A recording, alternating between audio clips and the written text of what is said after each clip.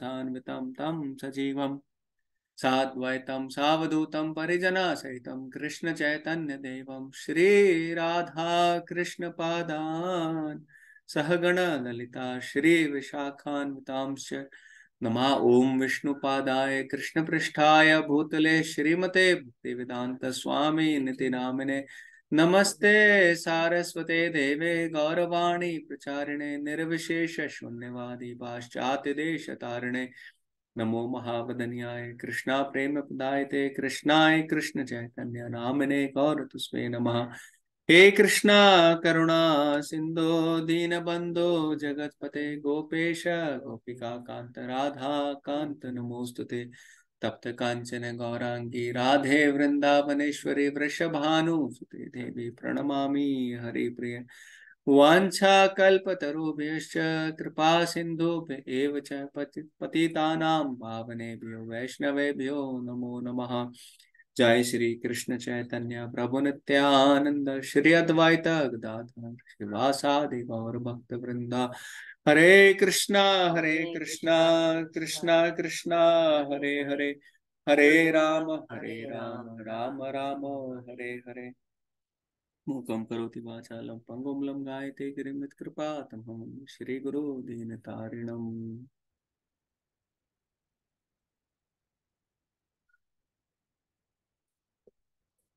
हरे कृष्णा। आज हम स्टार्ट करते हैं हमारा सेशन। हमारा लास्ट वीक क्लास नहीं हो पाया, मैं मैसेज भी नहीं डाल पाया बिकॉज हम लोग रामेश्वरम धाम यात्रा के लिए गए हुए थे और इस वजह से हम सब वहाँ पे थे और वहाँ पे भी बहुत कुछ हमने चीजें देखी, बहुत हमें अच्छा लगा। भगवान के धाम जाके हम लोग कन्याकुमारी गए, हम लोग त्रिवेंद्रपुरम गए, तो वहाँ पे अनंत पद्मनाभ का मंदिर देखा, बहुत सारे सुंदर मंदिरों के हमने दर्शन किए। बहुत अच्छा एक साउथ इंडियन प्रसाद हम खाया, है ना। रामेश्वरम भगवान के गए और अंत में फिर मीनाक्षी मंदिर जो मदुरई में है वहां पे दर्शन किए और सब लोग वापस कल शाम को पुणे पहुंच गए। तो ये एक बहुत अच्छा अवसर रहता है जब हम भक्तों के साथ जाते हैं। तो हमारे साथ करीब 350 भक्त थे जो वहां पर थे और सब दर्शन कर रहे थे, सब लोग साथ में जा रहे थे। तो बहुत अच्छा अवसर था, सब भक्तों के साथ में हमने रहकर भगवान की कथा का जो है भगवान श्रवण किया, भक्तों के साथ में कीर्तन में नृत्य किया और इतना अच्छा समय व्यतीत किया। तो जब हम भगवान के ऐसे तीर्थ में जाते हैं, भगवान के दर्शन करने के लिए जाते हैं, तो हमारा एक मोटिवेशन रहता है। देखिए कैसे हम अपने आप को अ, अपने जो रेगुलर स्तर है उससे हम ऊपर ले जाकर भगवान के और निकट कैसे जा सकते हैं, भगवान के पास में कैसे जा सकते हैं, भगवान का और स्मरण हमारा कैसे बढ़ा सकते हैं, है ना। क्योंकि जीवन का जो एक मुख्य लक्ष्य है, जीवन का लक्ष्य यही है कि कैसे हम कितना तीव्रता से इसी जीवन में हम कृष्ण प्रेम को प्राप्त करें और कैसे हम इन सब जो झंझट है इस दुनिया के उन सब से बचकर निकलें और वापस भगवान के धाम में। तो ये जो यात्राएं हैं जो हम करके अभी आए हैं कन्याकुमारी, रामेश्वरम, भगवान का जहाँ जहाँ भगवान ने सीता मैया के लिए एक धनुष कोटि एक जगह है, वहां पे राम सेतु बनाया था लंका जाने के लिए, बहुत पास है वहां से श्रीलंका।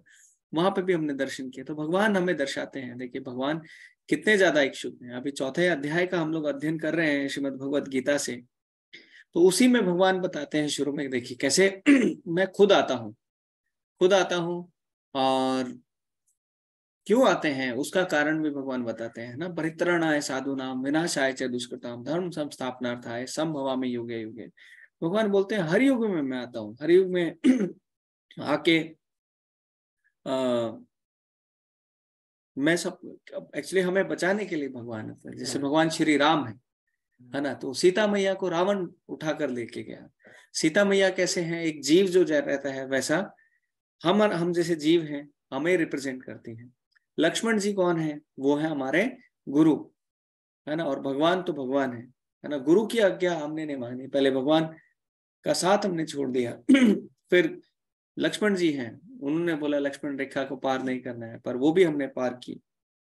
और वो पार करके जब हम माया में गिर गए, है ना, जब वापस इस भौतिक जगत में हम अपने आनंद के लिए सारे कार्य करने लगे, तो भगवान आते हैं। बोल भगवान क्या क्या प्रयत्न कर रहे हैं। अगर आप देखिए रामायण पढ़ेंगे तो रामायण में बहुत सुंदर ये कांड आता है कि 4 महीने भगवान, जब चतुर्मास था तो भगवान इंतजार कर रहे थे कि कब ये चतुर्मास का अंत होगा और कब मैं वापस जाके हम जो सीता की खोज है वो वापस से शुरू करेंगे। तो भगवान राम ने वो सीता की खोज करते हैं, सब वानरों को इकट्ठा करते हैं वानर सेना के लिए। रावण के पास बहुत ही एडवांस्ड जो लोग थे, राक्षस थे, अलग अलग शक्तियां थी सबके पास में। पर भगवान के राम के साथ में तो एक निहत्थे जो क्या थे, वानर थे। पर निहत्थे वानरों के साथ में भगवान फिर भी रावण से जीत जाते हैं। पर जो पॉइंट मैं बोलना चाहता हूँ कि जैसे भगवान जो है वो क्यों आते हैं, हमें बचाने के लिए। अब सीता मैया जो है वो रावण के लंका में है। हनुमान जी जो है वो एक भक्त का बहुत बड़ा एक स्वरूप है ना, जो भक्त को कैसे जीना चाहिए, भगवान की सेवा में हमेशा कैसे आनंद में रहना चाहिए। तो उसका जो एक चलता फिरता उदाहरण है वो हनुमान जी है। और हनुमान जी हमें अपने जीवन से सिखलाते हैं। देखिए भगवान राम की सेवा में वो कुछ भी करने के लिए तैयार है। अभी हनुमान जी कौन है, ब्रह्मचारी हैं। जब मैं बोल रहा हूँ कुछ भी करने के लिए तैयार है, तो वो क्या करते हैं, वो सीता मैया की खोज के लिए जाते हैं। और एक ब्रह्मचारी है ना, तो जब रावण सो रहा होता है अपने महल में अपनी रानियों के साथ में, बहुत सारी रानियां वहां रहती हैं, तो हर अभी ब्रह्मचारी को किसी ऐसे जगह नहीं जाना चाहिए, है ना, जहाँ पे स्त्रियां सो रही हैं, सब लोग हैं। पर फिर भी क्योंकि भगवान राम की सेवा है, इसके लिए वो जाते हैं और जाके वहां पे देखते हैं। और सब जगह पूरे महल में ढूंढते हैं, बाकी सब जगह पे ढूंढते हैं, और वो बहुत जगह ढूंढने के बाद में बहुत व्याकुल हो जाते हैं। व्याकुल होने के बाद में वो पूछते हैं कि देखिए भगवान आप मेरी रक्षा करिए, आप मुझे गाइड कीजिए। भगवान राम से प्रार्थना करते हैं, सीता से प्रार्थना करते हैं, अपने पिता पवन से प्रार्थना करते हैं, अंजनी जो उनकी माता है उनसे प्रार्थना करते हैं। सबसे जब प्रार्थना करते हैं तो उन्हें तुरंत उनके हृदय में पता चल जाता है कि देखिए सीता मैया कहाँ पर उन्हें मिल सकती हैं, तो उस साइड हो जाते हैं।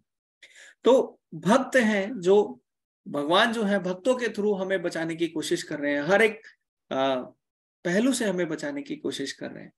पर मान लीजिए सीता, जैसे हम लोग हैं, हम जीव हैं, हम भगवान के पास जाना नहीं चाहते। जैसे सीता मैया है, सीता मैया बोल दे कि ठीक है भगवान एफर्ट डाल रहे हैं, भगवान अपने भक्तों को भेज रहे हैं, भगवान हमें गुरु दे रहे हैं, सब कुछ हो रहा है, किताबें दे रहे हैं, शास्त्र दे रहे हैं, है ना, सारा हमें सारा बंदोबस्त कर रहे हैं। पर फिर भी अगर सीता मैया बोल दे मुझे राम के पास जाना ही नहीं, तो भगवान क्या कर सकते हैं।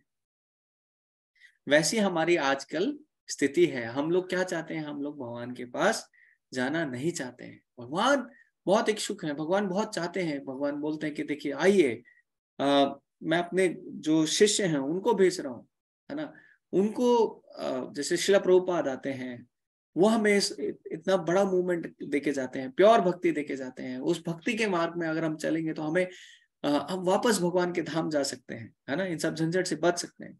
पर हमारी इच्छा नहीं है, अगर हम नहीं चाहते हैं, जैसे सीता मैया है, अगर वो बोल दें कि नहीं जाना है मुझे राम के पास में, तो वो क्या होगा, फिर हम कैसे मान लें। जैसे एक बार भगवान विष्णु के पास में, विष्णु और लक्ष्मी जी बैठे हुए थे, तो नारद जी आते हैं। नारद जी बोलते हैं भगवान आप मुझे बताइए, आप इन सब जीवों को फटाफट उठा के वापस वैकुंठ धाम में क्यों नहीं लेके आ जाते हो, है ना, कितना तड़प रहे हैं, है ना, किसी को पैसे की प्रॉब्लम है, किसी को कोई बीमार रहता है, कोई हॉस्पिटल में है, कोई किसी को पीट रहा है, कोई दुखी कर रहा है, कोई गिर गया है, हजारों हजारों तरह के बहुत सारे प्रॉब्लम्स हैं सबके जीवन में है।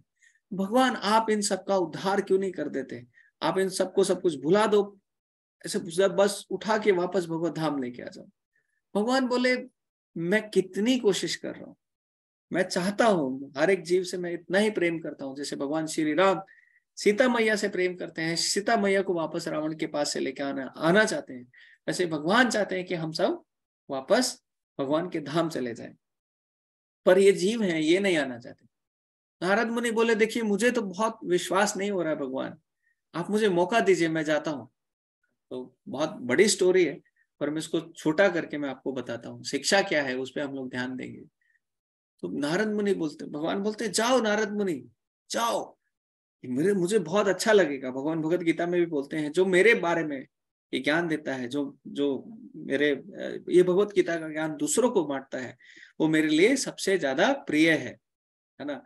तो वो क्यों प्रिय है? क्योंकि व्यक्ति शुद्ध हो जाता है और वापस भगवान के धाम आना चाहता है। लेकिन जब नारद जी जाते हैं तो वहां बहुत बड़ा एक मेला लगा होता है। नारद जी जाते हैं, देखिए मैं नारद हूँ, मैं आया हूँ वैकुंठ लोक से, भगवान ने अभी मौका दिया है ना। जैसे अगर अमेरिका जाने के लिए अगर आप लाइन खोल दो, फ्री वीजा, आप में से जिस जिसको अमेरिका जाना है, कौन कौन आना चाहता है, तो सब लोग आज उठकर भाग कर आ जाएंगे, नहीं मुझे अमेरिका भेज दो, मुझे अमेरिका भेज दो, है ना। सब लोग बहुत खुश हो जाएंगे, बहुत आनंद के साथ में वो वीजा लेने के लिए आ जाएंगे।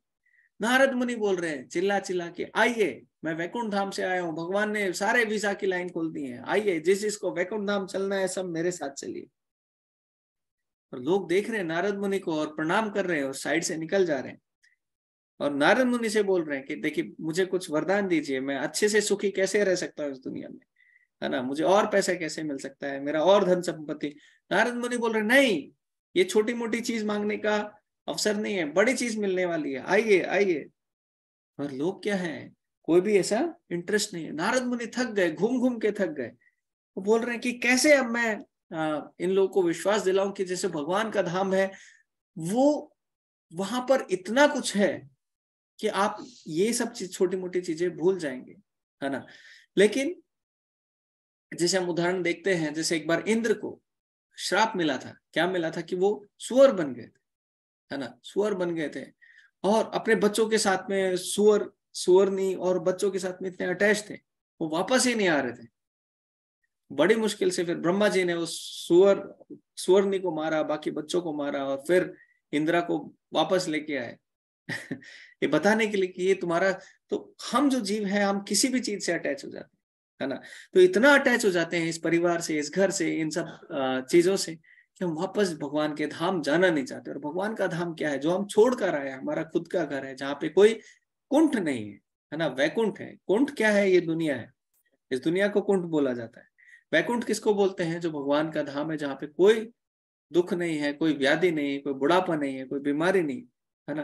अगर आप देखें कोई जन्म नहीं है, तो वहां पे भगवान की सेवा में, भगवान की सेवा के आनंद करने के लिए सब लोग उसी में आनंद लेते हैं, भगवान की सेवा में आनंद लेते हैं। तो भगवान ने, नारद मुनि ने बहुत कोशिश की, और उनके बाद लास्ट में उनको एक व्यक्ति मिला। वो बोला हाँ हाँ मुझे जाना है वैकुंठ, मुझे जाना है। नारद मुनि बहुत खुश हुए और जंप करने लगे।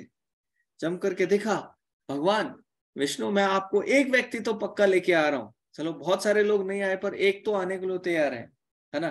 तो नारद मुनि ऐसे बोलते हैं, खुश हो जाते हैं, बहुत तीव्रता से वो भगवान का नाम जाप करने लगते हैं, और उस व्यक्ति को बोलते हैं चलो चलो अभी चलने।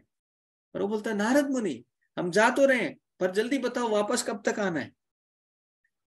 तो वापस क्यों आना है? अरे भगवान के धाम जा रहे हैं। बोले नहीं मुझे वापस आना है, यहाँ मेरा घर है, सब है। तो व्यक्ति क्या है, इतना अटैच्ड है इस दुनिया से, इस दुनिया के संबंधों से, इस दुनिया की चीजों से इतना अटैच्ड है। ये नारद मुनि उसको वापस भगवत धाम लेके जा रहे हैं, पर उसके मन में सवाल क्या है? अरे मैं वापस कब आऊंगा? नारद आप लेके जा रहे हो, वापस कब आऊंगा? वापस मैं अपने परिवार से कब मिलूंगा? वापस मैं अपने घर, अपनी प्रॉपर्टी, अपना धन संपत्ति, ये कब मैं वापस इसके पास आ जाऊंगा? तो हमारी भी वही सिचुएशन है। भगवान राम हमें वापस लेके जाना चाहते हैं, जैसे सीता को लेके जाना, पर हम अगर नहीं चाहते तो भगवान कैसे कर सकते हैं? जैसे हम लोग बहुत एक सरल उदाहरण देते हैं समझाने के लिए कि जब भगवान की सेवा करेंगे तो सबकी सेवा हो जाएगी, सब लोग संतुष्ट रहते हैं, है ना। हमारा जब भगवान की सेवा करते हैं तो हमारा हृदय जो है ना, वो शुद्ध होता है। हमारा हृदय शुद्ध होता है तो हम सबको समान भाव से देखते हैं, समान भाव से देखते हैं, सबकी मदद करना चाहते हैं, सबको वापस भगवान के धाम, जो अल्टीमेट सुख है, जो अल्टीमेट उसका बेनिफिट है, वो कराना चाहते हैं। जैसे अगर जड़ में अगर हम पानी देते हैं, तो पेड़ की हर एक डाली, हर एक फल, हर एक पत्ती, हर एक जगह पे पानी पहुंच जाता है।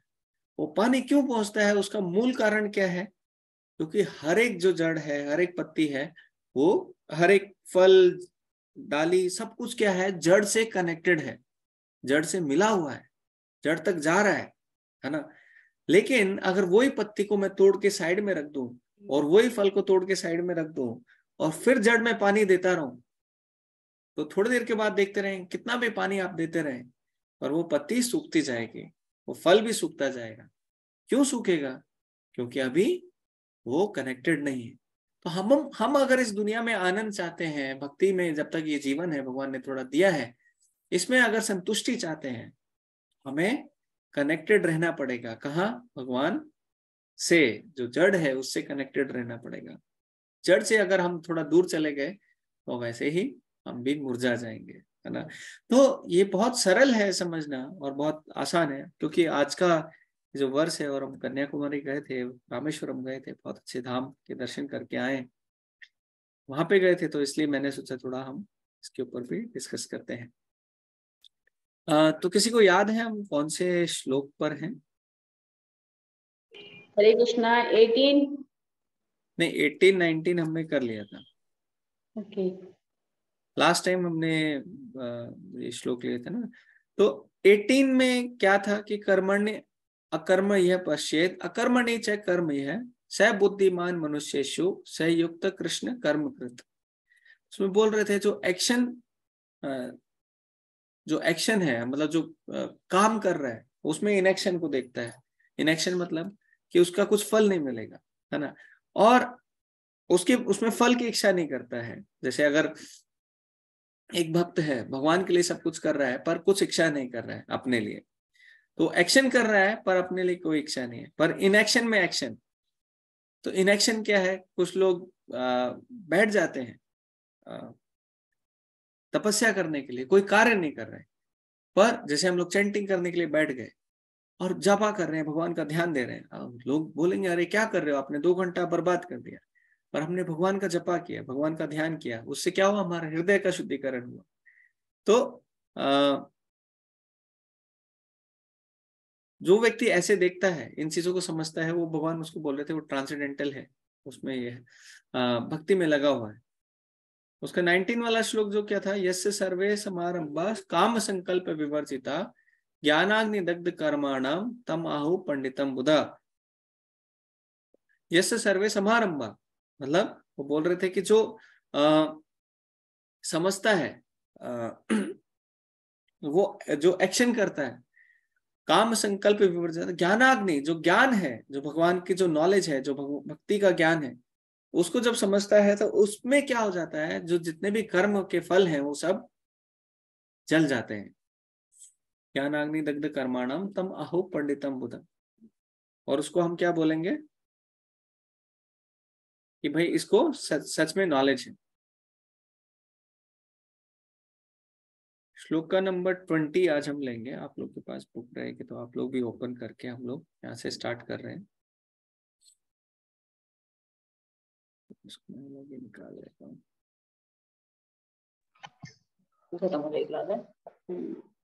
हरे कृष्ण। तत्व कर्म फलम फलासंगम तत्व कर्म फलासंगम नित्य तृप्तो निराशया नित्य तृप्तो निराशया कर्माणि अभिप्रवृत्तोऽपि कर्माणि विप्रो अपि नैव किंचित करोति सः। नैव करोति सः। तत्व कर्म फलासंगम, वो बोल रहे हैं कि जो कर्म के फल हैं उसको क्या करो? त्याग दो। त्याग देता है कर्म के फल को, और क्या कैसा रहता है? नित्य तृप्त रहता है, तृप्त रहता है। नित्य मतलब क्या रहता है? हमेशा। और तृप्त मतलब संतुष्ट। और निराशा है, और उसका और कोई आश्रय नहीं है। और कोई आश्रय मतलब ये भौतिक आश्रय की बात नहीं, और कोई भौतिक आश्रय नहीं है, सिर्फ भगवान पे ही पूरी तरह से आश्रित रहता है। कर्माणि अभिप्रवृत्तोपि नैव किंचित करोपि से। और ऐसे करते हुए वो बाकी सारे काम भी कर रहा है, कर्म कर रहा है, ऐसा नहीं कि बाकी सारे काम कर रहा है, लेकिन वो करते हुए भी उसको कोई कर्म का फल नहीं मिल रहा है। मतलब कोई जो कर्म हमने जैसे लास्ट क्लास में डिस्कस किए थे, एक कर्म होता है, एक अकर्म होता है, और एक विकर्म होता है। जो कर्म होता है वो कैसे होता है? शास्त्रों के हिसाब से होता है। शास्त्रों में जो बताया है हम उसका पालन कर रहे हैं। और उसके हिसाब से कर्म कांड कर रहे हैं, पूजा कर रहे हैं, सत्यनारायण की पूजा कर रहे हैं, बहुत सारे जागरण कर रहे हैं, सब कुछ कर रहे हैं, तो उससे हमें क्या अच्छे फल मिलेंगे। और अच्छे फल के लिए हमें जन्म लेना पड़ेगा, वो जन्म भोगना पड़ेगा, हमें अच्छा काम कर रहे हैं। विकर्म क्या है, जो शास्त्रों में नहीं बताया है ना, शास्त्रों के विरुद्ध है, मांस खाना, शराब पीना, गलत संबंध बनाना, और भी बहुत सारे, चोरी करना, डकैती करना, किसी को दुखी करना, तो शास्त्रों के हिसाब से जो कर्म नहीं है वो कर रहे हैं, तो उसका गलत रिएक्शन आएगा। पर अकर्म एक रहता है। अकर्म क्या है कि भाई आप कर्म कर रहे हैं तो किसके लिए कर रहे हैं, सिर्फ भगवान के लिए कर रहे हैं। जैसे बैंक में कैशियर है, बैंक के लिए बैठता है और बैंक में जितना भी पैसा आता है वो लोगों से लेता है और जमा कर देता है। कोई पैसे लेने आता है तो उसको वापस, तो ऐसा नहीं है कि जितना सारा पैसा आया वो सब मेरा हो गया, वो बहुत खुश हो गया, बोले नहीं, बैंक के लिए काम किया, वापस घर वो खाली पॉकेट ही जाता है, मतलब जो लाया था वो लेके ही जाता है। तो ऐसे हम समझ, तो वो क्या है, अकर्म है। तो हम भगवान के लिए कार्य करते हैं, जब भगवान के लिए कार्य करते हैं तो उसमें हमें कोई फल की इच्छा नहीं होती और उससे हमें कुछ रिएक्शन भी नहीं मिलता है। इसका कोई ट्रांसलेशन पड़ेगा हिंदी में, अगर आपके पास बुक है तो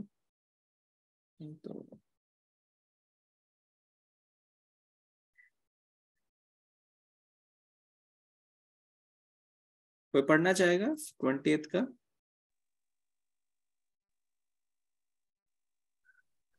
हरे कृष्णा। हरे कृष्ण। मैं पढ़ती हूँ।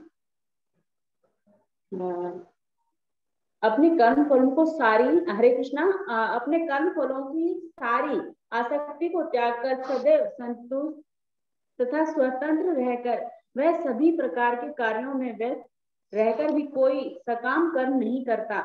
तात्पर्य। हरे कृष्ण। तो इसमें ना आप समझ, अपने सारे कर्म फलों की सारी आसक्ति को त्याग कर, कि भाई कर्म कर रहे हैं और उसके फल से मुझे कोई इच्छा है ही नहीं, तथा सदैव संतुष्ट तथा स्वतंत्र रहकर, संतुष्ट भी रहना है ना, फल भी नहीं चाहिए, काम भी कर रहा हूं मैं, ऑफिस भी जा रहा हूँ, पैसा भी कमा रहा हूँ, पैसे सैलरी आएगी उसके लिए भी मैं इच्छा नहीं कर रहा हूँ, उसकी भी कोई आसक्ति नहीं है मुझ में, वो भी मैंने त्याग दी है, सैलरी आएगी तो ठीक, नहीं आएगी तो ठीक, सदैव संतुष्ट हूँ और संतुष्ट भी हूँ और स्वतंत्र भी हूँ।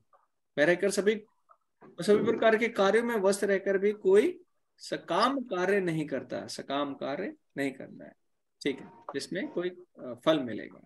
ठीक, तात्पर्य पढ़ो मुझे।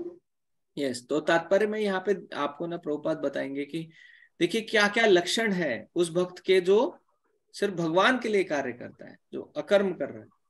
यस यस बड़ी। कर्मों के बंधन से इस प्रकार की मुक्ति तभी संभव है जब मनुष्य कृष्ण भावना भावित होकर हर कार्य कृष्ण के लिए करे। कृष्ण भावना भावित भक्ति भगवान के शुद्ध प्रेम बस ही कर्म करता है। फलस्वरूप उसे कर्म फलों के प्रति कोई आकर्षण नहीं रहता, यहाँ तक कि उसे अपने शरीर निर्वाह के प्रति भी कोई आकर्षण नहीं रहता, क्योंकि वह पूर्णतः कृष्ण पर आश्रित रहता है और वह ना तो किसी वस्तु को प्राप्त करना चाहता है और ना अपनी वस्तुओं की रक्षा करना चाहता है।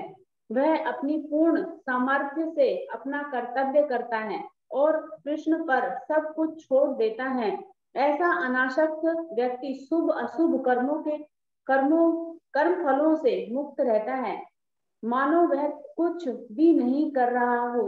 यह अकर्म अर्थात निष्काम कर्म का लक्षण है। अतः कृष्ण भावनामृत से रहित कोई भी कार्य कर्ता पर बंधन स्वरूप होता है और विकर्म का यही असली रूप है, जैसा कि पहले बताया जा चुका है। हरे कृष्णा। हरे कृष्णा। सो यहाँ पे हम देख रहे हैं कि प्रभुपाद बहुत हमें अच्छे से बता रहे हैं कि जो व्यक्ति निष्काम कर्म कर रहा है, जो निष्काम कर्म और जो अकर्म जो हम बोल रहे थे वो करता है, उसके अंदर के लक्षण क्या है ना। सो कर्मों के बंधन से इस प्रकार मुक्ति तभी संभव है, प्रभुपाद लिख रहे हैं, जब हम भक्ति में कार्य कर रहे हैं, कृष्ण भावना भावित होकर कार्य कर रहे हैं, कृष्ण के लिए कर रहे हैं, है ना। तो ऐसा जब करते हैं तो वो उसके अंदर क्या होना चाहिए, भगवान के लिए शुद्ध प्रेमवश ही कर्म करता है। भगवान के प्रति प्रेम होगा, व्यक्ति भगवान के शुद्ध प्रेमवश ही कर्म करता है। तो पहला क्या हो गया, भगवान के प्रति प्रेम होना चाहिए, है ना। और क्योंकि भगवान के प्रति प्रेम वश होकर काम कर रहा है, जैसे माता का एक बच्चों से प्रेम रहता है तो वो क्या करती है, अपने बच्चों के लिए प्रसाद बनाती है ना, उनको खिलाने के लिए, उनके लिए अच्छा अच्छा सब कुछ करती है। तो प्रेम है इसलिए वो कार्य करती हैं बिना किसी सैलरी के, बिना किसी एक्सपेक्टेशन के।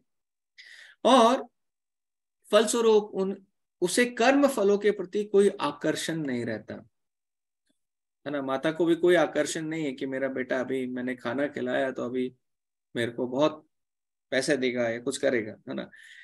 तो ये दूसरा है कि कर्म फलों के प्रति उसका आकर्षण नहीं रहता। पहला है प्रेम करता है भगवान से, इसलिए यहां तक कि उसे अपने शरीर निर्वाह, अभी कम से कम अपने शरीर का निर्वाह करने के लिए तो कुछ आकर्षण होना चाहिए। प्रभुपाद यहाँ लिख रहे हैं कि हाँ, जो शुद्ध भक्त है, जो शुद्ध भक्ति में लगा हुआ है, उसे अपने शरीर निर्वाह की भी कोई चिंता नहीं, क्योंकि वह पूर्ण तरह कृष्ण पर आश्रित। क्यों? क्योंकि जो भी देंगे भगवान देंगे, है ना। हमारे साथ श्री रघुनाथ तो किस बात की चिंता। तो भगवान हमारे साथ हैं तो ना शरीर की कोई चिंता कर रहा है, ना अपने किसी कर्म फल की चिंता कर रहा है ना। और अगले आगे प्रभुपाद कह रहे हैं, मैं ना तो किसी वस्तु को प्राप्त करना चाहता। अभी कोई काम करता है व्यक्ति, उसके अंदर कुछ इच्छा होती है, अरे मैं कार्य करूंगा तो मुझे ये मिलना चाहिए, और यहाँ पे बोल रहे हैं उसे किसी वस्तु की भी प्राप्ति नहीं चाहिए, और ना ही अपनी वस्तुओं की रक्षा करना चाहता है ना। अब जो है उसको भी बचाना नहीं चाहता, है ना। ठीक है, सब पहले मुझे कुछ चाहिए नहीं, और मेरे पास जो है उसकी भी रक्षा नहीं करना चाहता, क्योंकि सबकी रक्षा भगवान ही कर रहे हैं। और ये सब सोचते हुए वो पूर्ण सामर्थ्य के साथ काम करता है ना। जितनी भी उसमें यथाशक्ति है उसके हिसाब से भगवान की सेवा में वो लगा हुआ है। और बाकी जो उसके रिजल्ट है, जो भी कुछ होगा आगे, वो सब कुछ कृष्ण पर छोड़ देता है, यहाँ पे लिखा है। तो ऐसा करने से ऐसा अनासक्त व्यक्ति, है ना, अगर ऐसा करेंगे, ऐसा अनासक्त व्यक्ति शुभ अशुभ कर्मों से मुक्त रहता है। मानो चाहे वह कुछ भी नहीं कर रहा हो। तो हमें समझना चाहिए कि देखिए, अगर हमें इस लेवल पे हम इस लेवल पे नहीं है, हम पर भगवत गीता है हमें हमेशा उस लेवल के लिए आगे अग्रसर करने के लिए बोलती है। देखिए, हमारा लक्ष्य जो है हमेशा थोड़ा ऊंचा होना चाहिए, है ना। हम बोलेंगे अरे भगवत गीता में ऐसा बताया गया, अरे भगवान आपके लिए ये पर्सनली इंस्ट्रक्शन दे रहे हैं कि आपको ऐसा करना है ना, आपको आसक्त होना है। क्यों होना है? आप इसमें देखिए जो श्लोक में है, सदैव संतुष्ट नित्य तृप्तो। भगवान आपको क्या बनाना चाहते हैं? आपको नित्य तृप्तो बनाना चाहिए। आपको इस दुनिया की कोई चीज मिलेगी तो टेम्परेरी आप क्या रहोगे? संतुष्ट रहोगे। पर आप, भगवान क्या चाहते हैं? आपको नित्य बनाना चाहते हैं कि आप हमेशा के लिए तृप्त रहने चाहिए, है ना। तो कैसे करना चाहिए काम? हाथ में काम होना चाहिए, मुंह में नाम होना चाहिए भगवान का, और मन में राम होना चाहिए। तो ऐसे हमें भक्ति करनी चाहिए। जैसे मैं आप भी देखो स्क्रीन पे एक शेयर कर रहा हूँ, अगर आप नहीं देख रहे हैं मोबाइल में तो देख लीजिए। यहाँ पे भगवान का फोटो बना हुआ है, भगवान श्री कृष्ण है बीच में। व्यक्ति, बाकी सब लोग जो हैं वो क्या कर रहे हैं? माता जी माला कर रही हैं, तो भगवान का जाप, भगवान के ऊपर ध्यान दे रही हैं। ये कोई कथा जो बता रहे हैं वो भगवान की कथा बता रहे हैं, जो सुन रहे हैं वो भगवान के ऊपर ध्यान दे रहे हैं। जो कोई अगर साफ सफाई भी कर रहा है तो भी करते हुए भगवान को ध्यान दे रहे हैं। तो भगवान के लिए सब्जी बना रहा है, कोई गाड़ी चला रहा है, कोई और ऑफिस में काम कर रहा है, जो भी व्यक्ति काम कर रहा है वो क्या कर रहा है, किस लिए कर रहा है? वो भगवान के लिए, भगवान पे ध्यान देकर काम कर रहा है। तो engage all kind of actions. जितने भी आपके एक्शंस हैं, जितने भी आपके कर्म हैं, वो सब भगवान की सेवा में हमें लगाने चाहिए, राइट। तब हम क्या होंगे? नित्य तृप्त हो जाएंगे, एवर सेटिस्फाइड हो जाएंगे। नहीं तो हम सेटिस्फाइड नहीं रहेंगे। क्यों नहीं रहेंगे? उसका भी कारण, जैसे मैंने अभी उदाहरण दिया था, अगर पत्ते को तोड़ दिया मैंने पेड़ से, तो क्या वो पत्ता संतुष्ट रह पाएगा क्या? है ना, क्या उसमें वो मुरझाएगा नहीं है? उसमें कुछ ऐसा शक्ति आ जाएगी क्या? बोले नहीं, ऐसा नहीं है, संभव नहीं है। तो हमें भी देखना है कि हमारे जीवन में हमें कैसे करना, तो कैसे इस लेवल पे पहुंचना है ना। हमें समझना पड़ेगा कि भाई हम अपने रिजल्ट से अटैच्ड क्यों है ना, और इतना मुश्किल क्यों है हमें भाई डिटैच होना, अगर सब लोग अगर पूछते हैं किसने दिया, भगवान ने दिया है, भगवान ने दिया है तो डिटैच होना चाहिए ना अपने। देखिए वैसे अगर इस दुनिया की बात करें, हम सब जो भी कार्य कर रहे हैं, तो डेफिनेटली अभी हम क्योंकि शुद्ध नहीं है, हमारे अंदर पूरा ये रहता है। अगर कोई बिजनेस कर रहा है तो वो सोचता है कि ठीक है अभी 1 लाख रुपए है, 1 लाख को मैं आगे बढ़ा के 2 लाख कैसे करूं, फिर 3 लाख कैसे करूं, फिर 4 लाख कैसे करूं, उसको और बड़ा अपना बिजनेस बढ़ाता कैसे जाऊं, है ना। और दूसरा व्यक्ति सोचेगा कि देखिए कैसे मैं मेरा सैलरी है, मेरा सैलरी बढ़ना चाहिए, कोई बोलेगा मेरा प्रॉपर्टी है वो बढ़ना चाहिए। तो कुछ भी कार्य कर रहे हैं तो उसमें हम देख रहे हैं कि हाँ देखिए मेरा बैंक बैलेंस बढ़ रहा है, ये सब कुछ ठीक अच्छे से हो रहा है कि नहीं हो रहा है। तो ये सब इच्छा से काम कर रहे हैं, तो उसमें क्या है, रिजल्ट की हम लोग इच्छा कर रहे हैं, पूर्ण तरफ से भगवान पे ये नहीं। तो जितना हम लोग आसक्त है, इन सब चीजों से अटैच्ड है, उतना हमारे जीवन में वो जो चीज है दुख दे सकती है। तो मान लीजिए कि किसी को बहुत ज्यादा अपने जो पैसा है उसके ऊपर बहुत ये है, पैसा होने से, जैसे एक बार एक व्यक्ति था उसका घर जल रहा था, वो व्यक्ति बहुत रो रहा था, बहुत रो रहा था। तो उसका उसका बेटा आया, उसका बेटा आके बोलता है कि देखिए मैंने ये घर ना पहले ही बेच दिया था। तो पहले वो जो व्यक्ति था वो बहुत रो रहा था, और रोते रोते वो सोच रहा था कि देखिए अभी मेरा घर जल रहा है, लेकिन जैसे ही बड़े बेटे ने आके बताया कि वो घर उसने पहले ही बेच दिया है, तो व्यक्ति खुश हो गया, बोले कितने में बेचा, बोलो ये 2 करोड़ में बेच दिया है। व्यक्ति बोला अभी घर जल जाए कोई प्रॉब्लम नहीं, तो खुश हो गया। फिर लेकिन छोटा बेटा आया, लेकिन अरे वो कोर्ट में हमारा पूरा साइन वाइन नहीं हुआ है। वो व्यक्ति फिर से दुखी हो गया, अरे पूरा फॉर्मेलिटी नहीं हुई, पूरा बेच नहीं पाए हम लोग। फिर से दुखी हो गया, फिर से रोने लगा, फिर से ऐसे हो गया। फिर तीसरा बेटा उसका आया, बोले पिताजी लेकिन इसका इंश्योरेंस है हमारे पास, घर का हमने इंश्योरेंस किया, जो भी जल गया जो भी कुछ हुआ उसका हमें पैसा मिलेगा। वो व्यक्ति फिर से खुश हो गया। पर इंश्योरेंस कंपनी वाला व्यक्ति आया, बोला अरे ये 10 दिन पहले ही इसका इंश्योरेंस खत्म हो गया था। वो व्यक्ति फिर दुखी हो गया। तो ऐसे क्यों ये सुख और दुख आ रहा है उस व्यक्ति के जीवन में, क्योंकि उससे उतना आसक्ति है। तो जितना ज्यादा आसक्ति है उतना ज्यादा वो चीज हमें दुख देने का कारण बन सकती है, मिजरी बन सकती है। तो भगवान बोल रहे हैं अरे सारे कार्य तुम फिर मेरे लिए करो, क्योंकि उसमें तुम्हारे आसक्ति नहीं रहेगा, और आसक्ति नहीं रहेगा, नहीं रहेगी तो आप दुखी भी नहीं होंगे, है ना। तो जितनी ज्यादा आसक्ति है उतनी ज्यादा आपके अंदर उस चीज के अंदर क्षमता है आपको दुखी करने के लिए, आपको पीड़ा देने के लिए, है ना। जैसे परिवार हो गया, सब चीजें हो गई, तो उतना ज्यादा हमें आसक्ति रहती है, उतना ज्यादा हम प्रोटेक्ट करने के लिए लगते हैं, उतना ज्यादा हम बचाव करते हैं, है ना।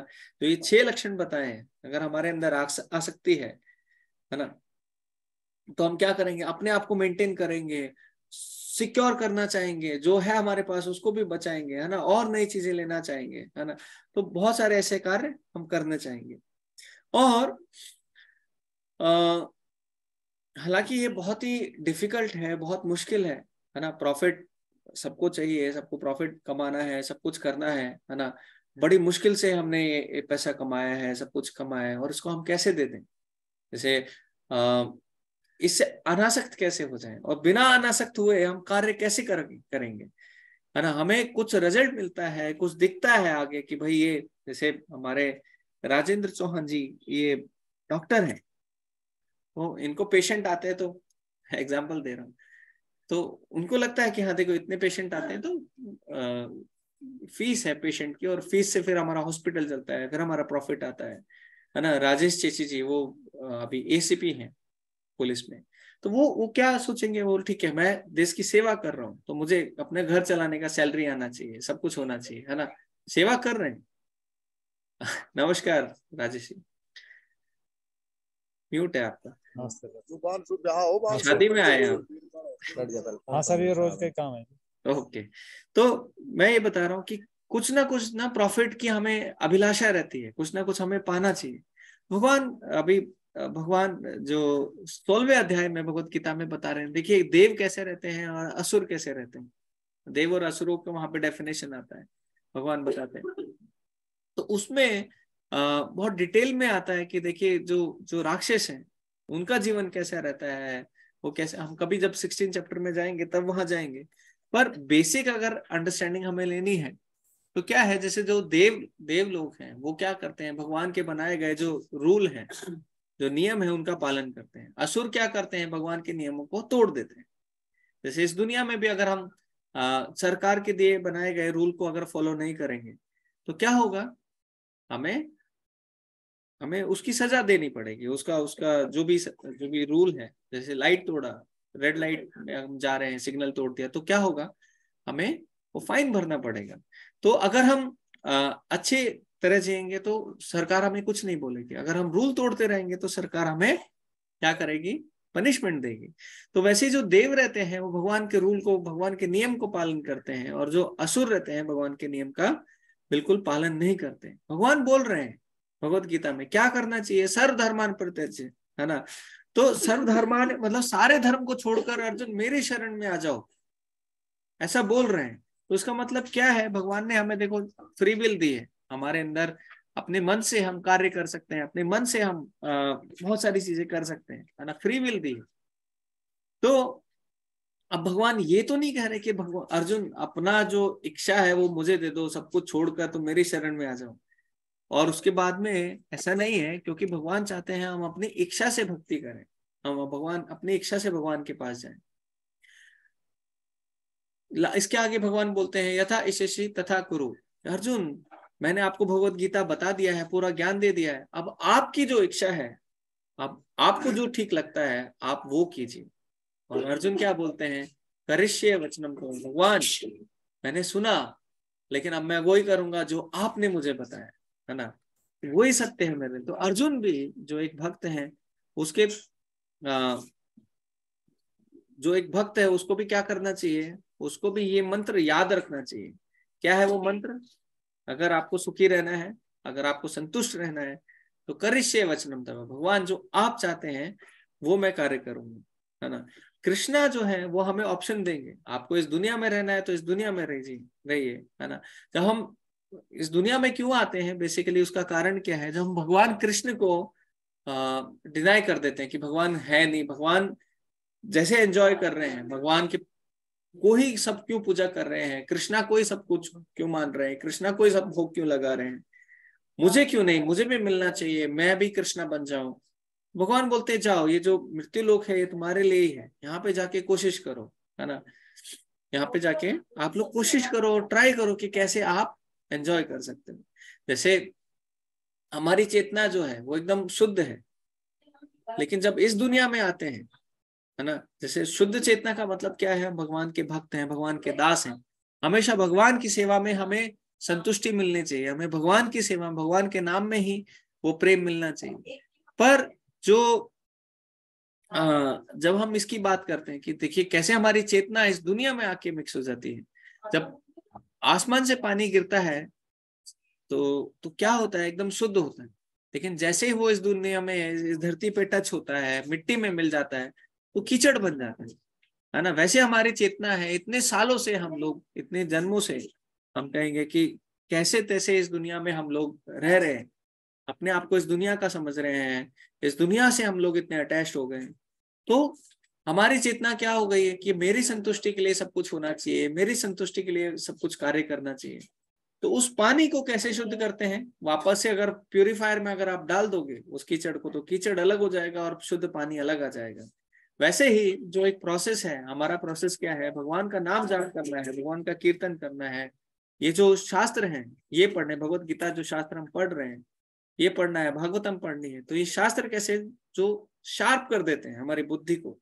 तो बुद्धि से, इंटेलिजेंस हमारी अगर शार्प हो जाती है तो क्या हो जाता है, हम तीव्रता से अपने डिसीजन ले सकते हैं, हम बता सकते हैं कि क्या हमारे लिए सही है क्या गलत है ना। और मन भी कंट्रोल में आ जाता है, अगर मन कंट्रोल में नहीं है तो बड़ा मुश्किल हो जाता है। तो और सब लोग अगर देखें तो छोटे मोटे भगवान बनना चाहते हैं, भगवान बनना चाहते हैं, उसका मतलब क्या है, जैसे मैं एंजॉय करना चाहता हूँ, एंजॉयर कौन है, जो जो वो सिर्फ कृष्णा है, बाकी हम सब कौन है, भृत्य हैं, हम लोग सब दास हैं, ऐसे चैतन्य चरितमृत में हम बताते हैं, है ना।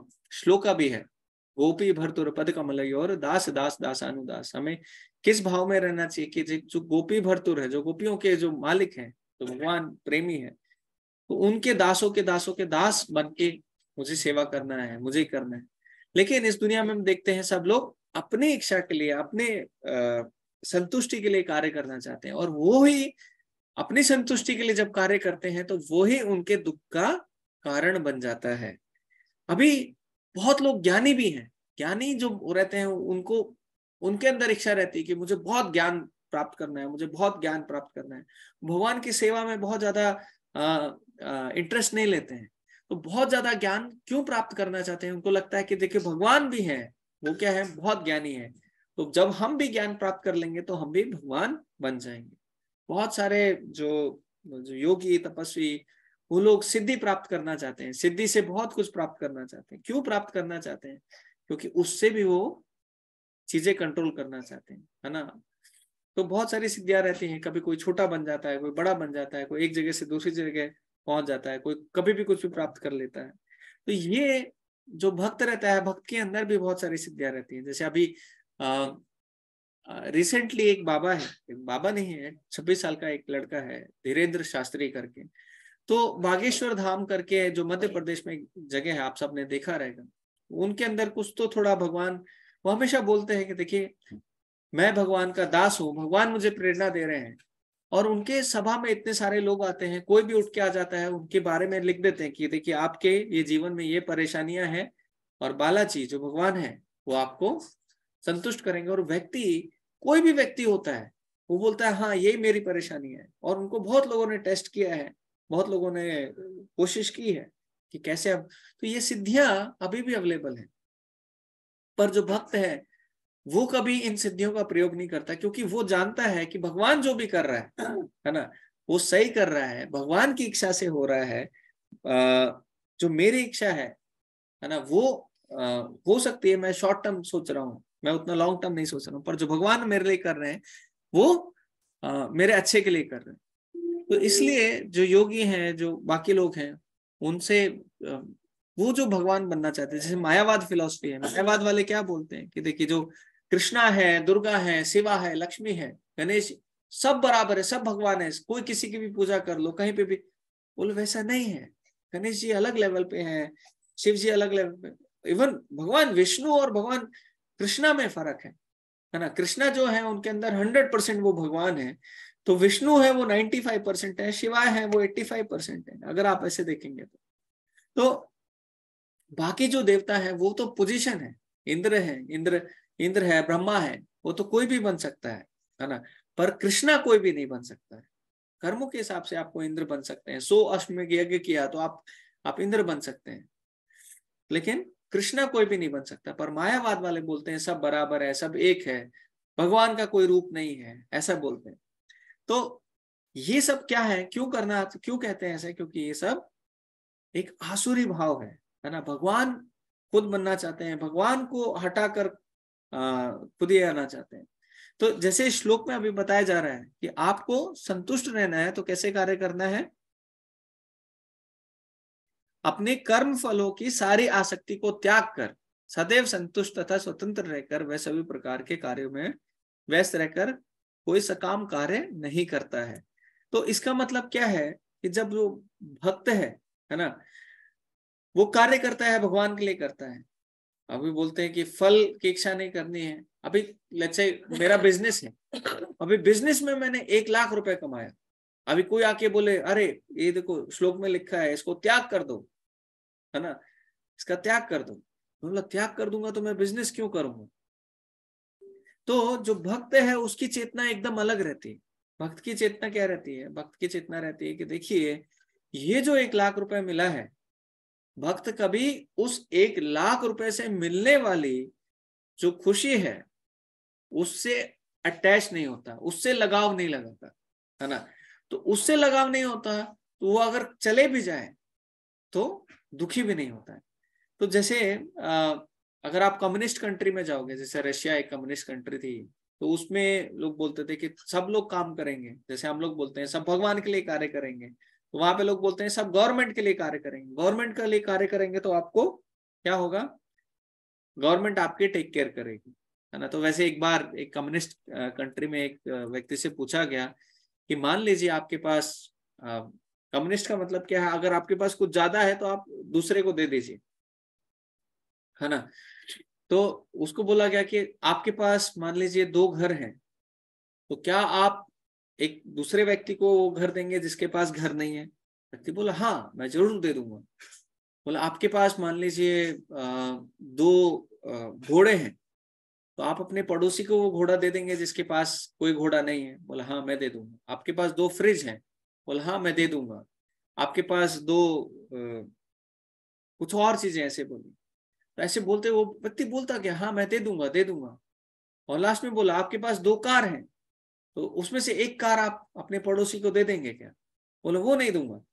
बोले अरे वो क्यों नहीं दोगे? बोले मेरे पास 2 कार है तो इसलिए नहीं दूंगा, क्योंकि मेरे पास 2 घर नहीं है तो मैं बोल रहा हूँ दे दूंगा, मेरे पास 2 फ्रिज नहीं है तो मैं दे दूंगा, पर मेरे पास 2 कार है तो अभी आप बोलोगे दे दो तो मैं नहीं दूंगा।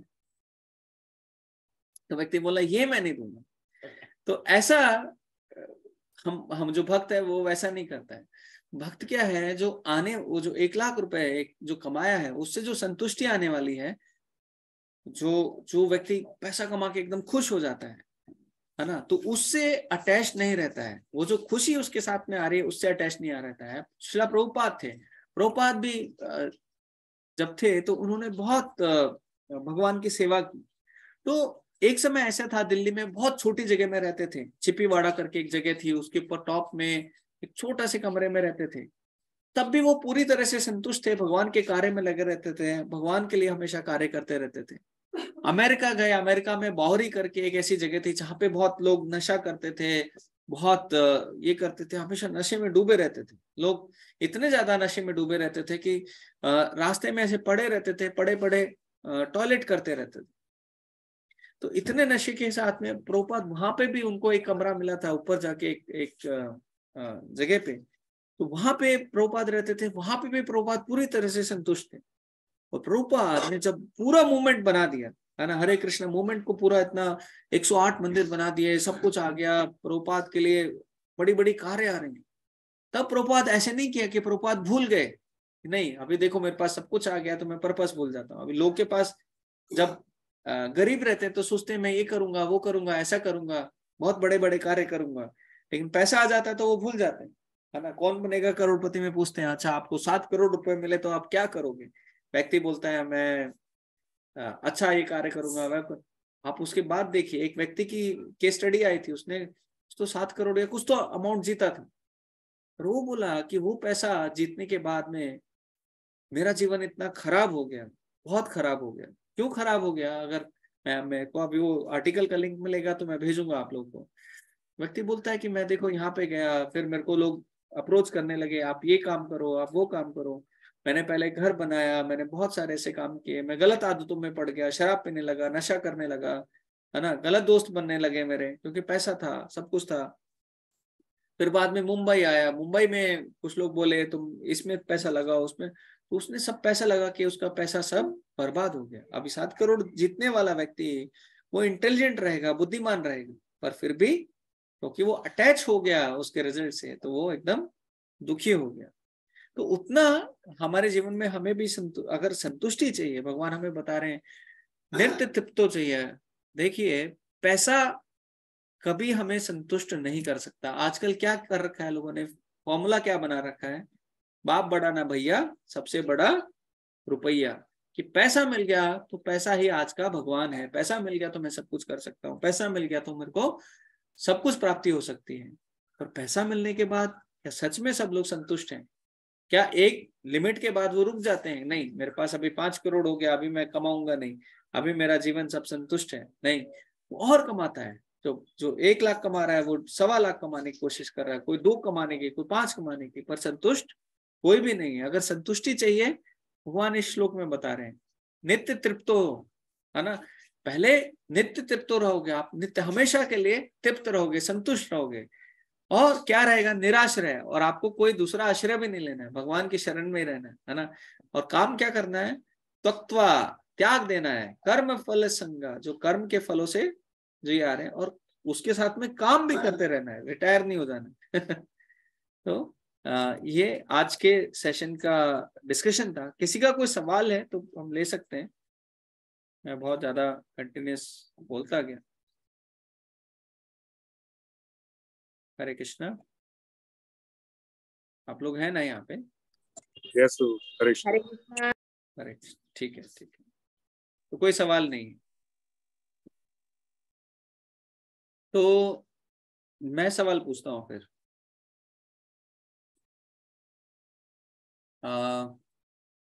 अगर हमें रोड पे, अगर हम जा रहे हैं और हमें 1 लाख रुपए मिल जाए तो हमें क्या करना चाहिए?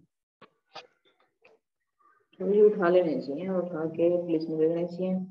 उठा लेने चाहिए। हाँ, उठा के पुलिस में दे देने चाहिए, मीनाक्षी माता जी कह रही है।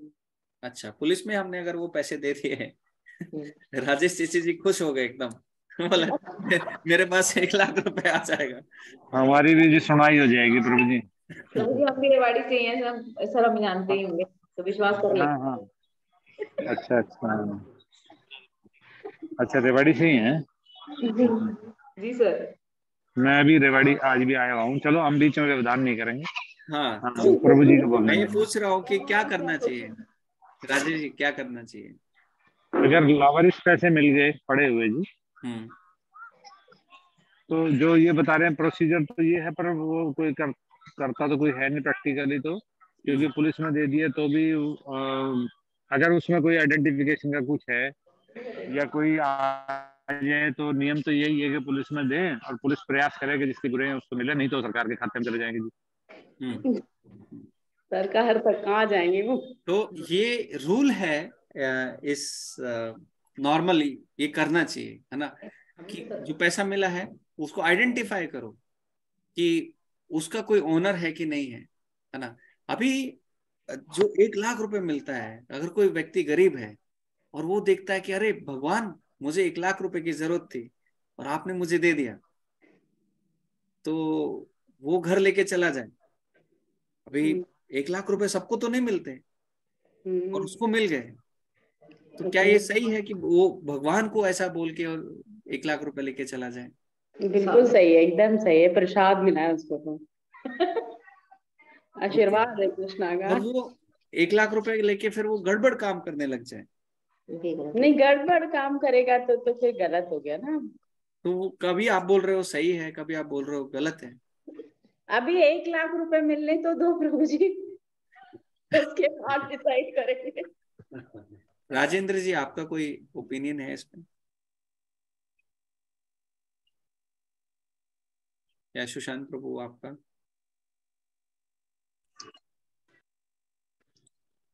तो वो अगर वो डिवोटी होगा तो उसको वो सही काम में, मतलब भगवान की सेवा में लगा सकता है। और नॉन डिवोटी होगा तो मे बी क्या वो गलत कार्य करे।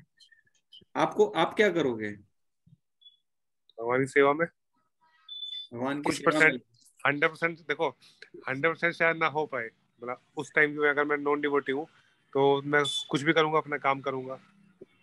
बट अगर मैं एट प्रेजेंट देखूं तो मैं अपने सीनियर से पूछूंगा कि मुझे क्या करना चाहिए। जैसे कि आप मेरे सीनियर हो तो मैं आपसे पता करूंगा कि मुझे क्या करना चाहिए भक्त लोगों से। यस, एक्चुअली यही परफेक्ट आंसर है। जब हम भक्ति करते हैं ना, तो भक्ति में कुछ भी काम है, जैसे हम ये श्लोक पढ़ रहे हैं, इस श्लोक में तो बहुत हाई लेवल की बात की है ना। हमें करना है, हमें फॉलो करना है, हमें उस लेवल पे पहुंचना है कि हमारे सारे कर्मों की जो फलों की आसक्ति है ना, उससे त्याग करना है। और अभी मैं उस लेवल पे नहीं हूँ, है ना। अभी मुझे बहुत आसक्ति रहती है, जो भी मैं कार्य करता हूँ उससे मैं पाना चाहता हूँ। मेरे को कुछ करना है, समाज में जीना है, तो मुझे कार भी खरीदनी है, मुझे बहुत कुछ पाना भी है। तो उस लेवल पर नहीं हूँ। तो अभी मुझे क्या करना चाहिए? भक्ति में सबसे सरल एक तरीका है कि कुछ भी होता है ना, हम अपने मार्गदर्शन में चलते हैं। जो हमारे सीनियर हैं, हमारे गुरु हैं, या बाकी हैं, शास्त्रों में क्या बताया गया है, क्या करना चाहिए, है ना। तो अ,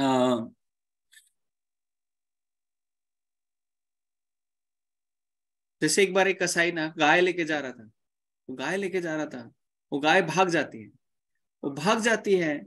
अभी भागकर आ जाती है, एक एक जगह पे चली जाती है, और कसाई पीछे पीछे भागता हुआ आता है। वहां पे एक साधु ने देख लिया था गाय कहाँ जा रही है। तो साधु को क्या करना चाहिए?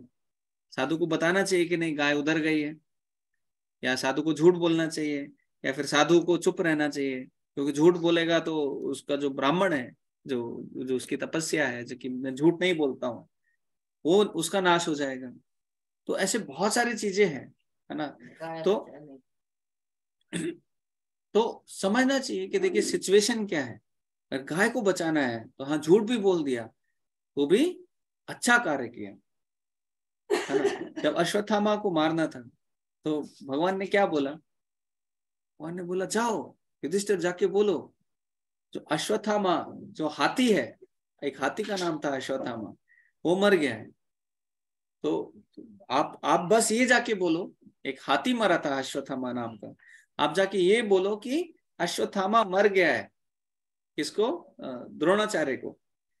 तो द्रोणाचार्य तो युधिष्ठिर इतने ये थे, भगवान जो सुप्रीम पर्सनैलिटी, जो भगवान है, वो अगर आपको जो बोलने के लिए बोल रहे हैं, भले ही वो झूठ है तो भी बोलना चाहिए। हालांकि वो झूठ नहीं था, क्योंकि एक अश्वत्थामा नाम का हाथी भी मारा गया था। पर युधिष्ठिर महाराज क्या बोलने लगे? अश्वत्थामा कुंजेर, मतलब कुंजेर मतलब वो हाथी मर गया। तो जैसे बोला अश्वत्थामा और कुंजेर बोला तो जोर से शंख बजाने लगे। तो अश्वत्थामा जो द्रोणाचार्य था उसको सुना ही नहीं कि हाथी मर गया, है ना। तो जो सिचुएशन है, जो जो परिस्थिति है, वो सबकी अलग अलग रहती है। हम लोग बहुत जीवन में बहुत प्रैक्टिकल, जो भक्ति है ना बहुत प्रैक्टिकल है। अब 1 लाख रुपए मिला, अभी क्या करना चाहिए? क्या मैं सच में उसका सही यूटिलाइजेशन कर पाऊंगा कि नहीं कर पाऊंगा? क्या मैं सही रास्ते पे कर रहा हूँ? अभी मेरे अंदर मन में लालच तो नहीं आ गया है? क्या मैं गरीबों को दान दे दूं? क्या मैं कुछ और कार्य कर दूं, है ना? सरकार को दे दूं? सरकार पे भरोसा नहीं है तो क्या करूं? तो हमें हमेशा मार्गदर्शन में ही कार्य करना चाहिए। भक्ति क्या है? हमेशा गाइडेंस में होती है ना, किसी के अंडर होती है। गुरु शिष्य परंपरा इसलिए बोलते हैं कि अपना जो भी शिष्य है हर एक कार्य अपने गुरु से पूछ के करता है। ठीक है, आपको कुछ परफेक्ट आंसर दिया सुशांत प्रभु ने, बाकी सब 1 लाख रुपए के पीछे रहे। तो नरसिम्हा आरती गाएंगे, अगर किसी को और कुछ सवाल और डिस्कशन नहीं है तो।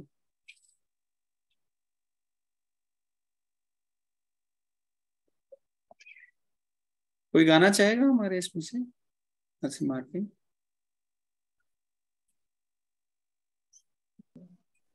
गाय क्या प्रभु जी? यस यस, गा सकते हैं। क्या हो तो? Yes please. Hare Krishna. Yes please. Actually आपके नेटवर्क नहीं आ रहे प्रभु जी, आपकी आवाज वॉल्यूम बार बार कट रही है, या फिर मेरे नेटवर्क खराब है, पता नहीं। तो मैं गा लेता हूँ। Okay okay. नमस्ते नरसिम्हाय, नमस्ते नरसिंहाय,